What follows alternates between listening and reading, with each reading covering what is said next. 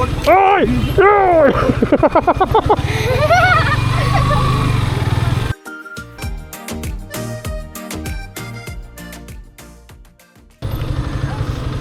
ধীরে চলে যায়।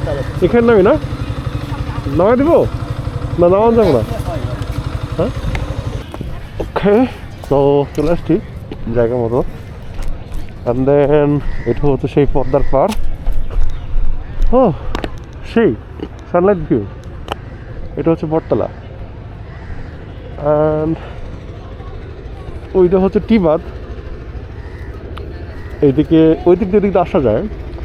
আর ওই জায়গাটা খুব ফেমাস।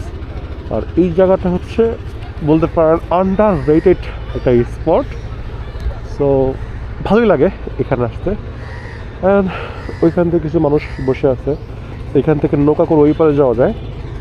তবে ওই পারে একটা গ্রাম আছে, যে গ্রামে ইলেকট্রিসিটি নাই, ইন্টারনেট নাই। ওইখানে ইলেকট্রিসিটি হচ্ছে সৌরবিদ্যুৎ, আর কোনো ওয়ে নাই। এখান থেকে হচ্ছে ওই চর আছে, এখান থেকে মোটামুটি প্রায় চরে যেতে 20 থেকে 25 মিনিট সময় লাগে। অ্যান্ড দেন ওই চর থেকে বাইকে করে, ওইখানে বাইক আছে, ছোটো ছোটো বাইক, প্রায় 20 মিনিট লাগে ওই গ্রামে যেতে, আর 1 ঘন্টা লাগে হেঁটে যেতে। তো ওই গ্রামের মানুষগুলো হচ্ছে অনেক বেশি, যতটুকু শুনেছি আর কি, যাই তো নাই, অনেক বেশি সাদাসিধা এবং খুব বেশি সহজ সরল। হ্যাঁ, আর দ্বিতীয়টা হচ্ছে কী বলে এটা, শীতের সময় তো বিভিন্ন জায়গায় হচ্ছে ওদিক দিয়ে চর পড়ছে, দেখতে পাচ্ছেন। চর বাইক ওখানে রাখা আছে। তো এটা একটা কী বলে, মানে পিসফুল একটা প্লেস এটা।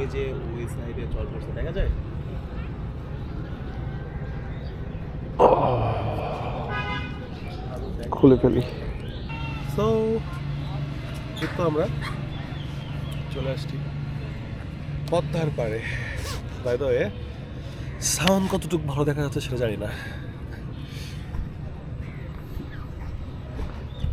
পাখি উড়ে যায়, এই হচ্ছে সেই পানি খেয়ে আসি, আমার পানি বেশি খাওয়া হয় না। তো আশেপাশের অ্যাম্বিয়েন্সটা সুন্দর, ভালো। বসবো কই, বসার তো জায়গা নাই। ইয়ো পাগল। তো এটা বলা যায় এটা কাপল জোন। এখানে প্রচুর হচ্ছে কাপলরা আসে। এখানে সিঁড়ি আছে, সিঁড়ি দিয়ে হচ্ছে ওই নিচে পর্যন্ত যাওয়া যায়। আমার আবার সিঁড়ি থেকে এগুলো বেশি ভালো লাগে, বা যেহেতু সিঁড়ি আছে তাহলে সিঁড়িটা ইউজ করি।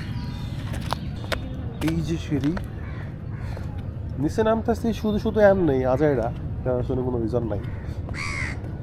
সিঁড়ি আছে, নিচে পানি আছে, এই জন্যে যাইতেছি। ওই যে কাঠ, মনে হয় এখানে খাবারের কিছু আছে, ওই যে দেখা যাচ্ছে খাবারের কিছু একটা।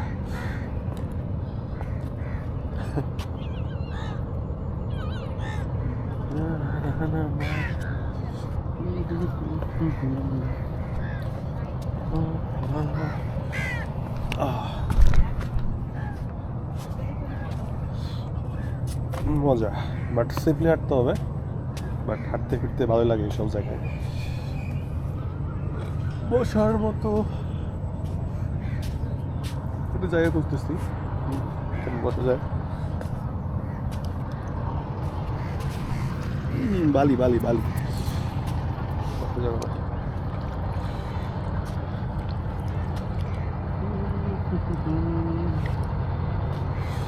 এই যে দেখেন কক্সবাজারের ঢেউ, কক্সবাজার।